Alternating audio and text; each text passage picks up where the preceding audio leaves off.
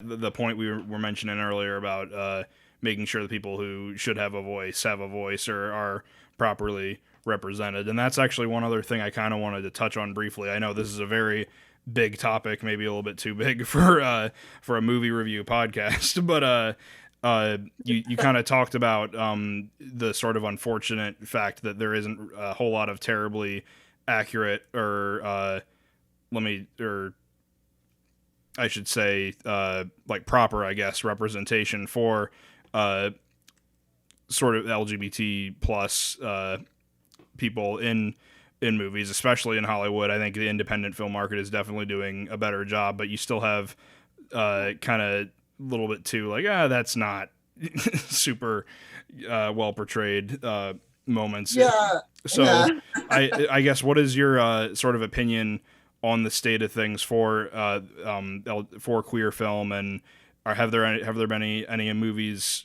Have there been any queer films that you've seen lately, not from your production company, that you would recommend people watch or stood out to you? Yeah. I'm a huge fan of the show Work in Progress. It's on Showtime. If you don't have Showtime, get their free week. You will want to binge it. It did really well on the film festival circuit, and it was one of these series that took off. They were very lucky. There's a lot of other series that are on the independent market that are as good, but if you want to see something that's mainstream and it's important to watch these things that are made by queer filmmakers, starring queer people, it's written by queer people as well. The minute they get onto Showtime or HBO, you have to watch it and watch it over and over and over again.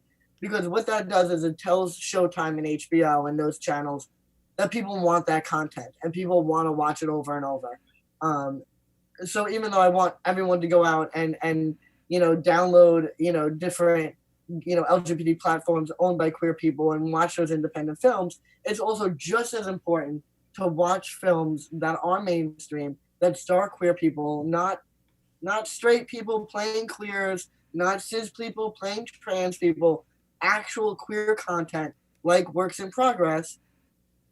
This way it tells these companies, put your money there, put your money into this, advertise these films, advertise these series. Works in Progress is about a queer identified dyke who falls for a person who at first they think is a lesbian, but is actually a trans man, and how they kind of go about their business, and they deal with situations like dead naming, which for the people that are listening to this, that are watching this, that don't know what dead naming is, that is a phrase that is coined to mean using someone's birth name or their legal name or their name that their parents gave them as their name, as opposed to the chosen name. So my chosen name is AJ. I am fine with disclosing my dead name because it's important for me. But please never ever ask anyone their dead name. But for an example, my dead name is Jana, whereas my chosen name is AJ. And if someone calls me Jana, they either better have known me from 40 years ago and they didn't realize that I'm now trans, even though I have a beard, and somehow they missed the memo. Or you're calling me that because you're a dick. And I don't got time for that in my life, right? And the show Work in Progress really deals with dead naming in such a beautiful way. Not to give too much away, but after they say the name out loud, there's a diner that has the same name, and instead of saying the name, they fuzz out the name of the diner because it's to show you it is so unimportant what this person's name was originally, and that the audience doesn't need to know it either. And they do it so beautifully, and they do it so wonderfully, and the acting is on par, and it goes to show you that you don't need cis actors to play trans actors. We have trans talent out there. Just you have to look, you have to look, and you have to, not just put your casting announcement in generic, predominantly cis casting places, and to give these people the opportunity. Nobody, when you put a cis person as a trans character, the only people watching that is cis people. Exactly. I'm not gonna watch that. So all this, it's just placating and pretending that they're doing something important when they're not. And I don't care how good the movie is, I'm not watching it. Like Dallas Buyers Club, I don't care how many awards it won, it didn't deserve any of them.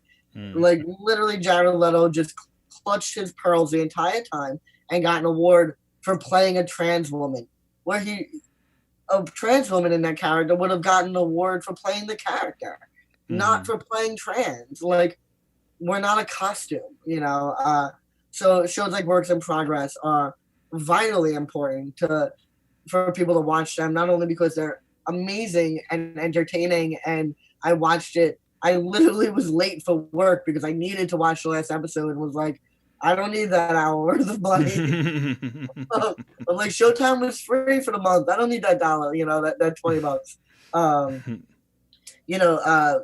And again, it just shows the networks like hire trans people. Pose. The show Pose did amazing things for trans people of color, and we need more of that. Trans women of color. There's been one murder a day, for 2020. It's disgusting. It's absolutely disgusting, and we need to see shows with them in it, and not just Pose. And Pose is amazing. It's amazing, but we need some shows with just Black trans women existing. I'm tired of trauma porn. I'm tired of having, because they'll only pick one trans show or one trans movie to make a big deal about for 6 months. It's always this trans movies that my mom doesn't love me, my dad hates me, I was abused, I was beat up, I was murdered, I was bashed. And we deserve more than that. We deserve those stories plus other things. Like, our history doesn't start and end with Stonewall. That's a history that starts and ends for heterosexuals. That's when they think the same way Black history is taught from slavery on, because that's when Europeans started paying attention to Black people, and that's what we study. And it's like, they have a richer history than that. So the same thing with trans people, and gay people, like, are, just because heterosexuals know Stonewall, we were trans people go back to Native Americans and have two-spirited people. Our stories don't end and start with the one thing that straight people associate with us, and the one thing that cis people associate with us, which is another, big reason to watch things like Works in Progress, because it really, most of the show is just them living and them being a couple, and it deals with someone's OCD, and it's about this woman's OCD. It's not about her being a lesbian, right. It's really quite well done, and I don't think enough people know about that show, and I think more people should, and I hope to be able to cast some of those actors. So if they're hearing this, I can't wait to work with you all. Fingers crossed. It's an open casting call, people. But yeah, you never know. Yeah, and I think everything you said just now, that's a very important thing. I think that the biggest issue is that I think that, and again, it's hard for me to know because I don't personally identify as a member of that demographic, but it is, I imagine it's very frustrating because when I look at bigger like film production companies or people trying to make queer oriented films, I think that the passion is there, the intent is good, but the execution, like you said, it's always the same few stories told over and over again because there's just a lack of understanding what queer people have gone through, and it's sort of this base level understanding that needs to be expanded by having more shows, like you said, on TV, or having movies with that proper representation out there. And I think that's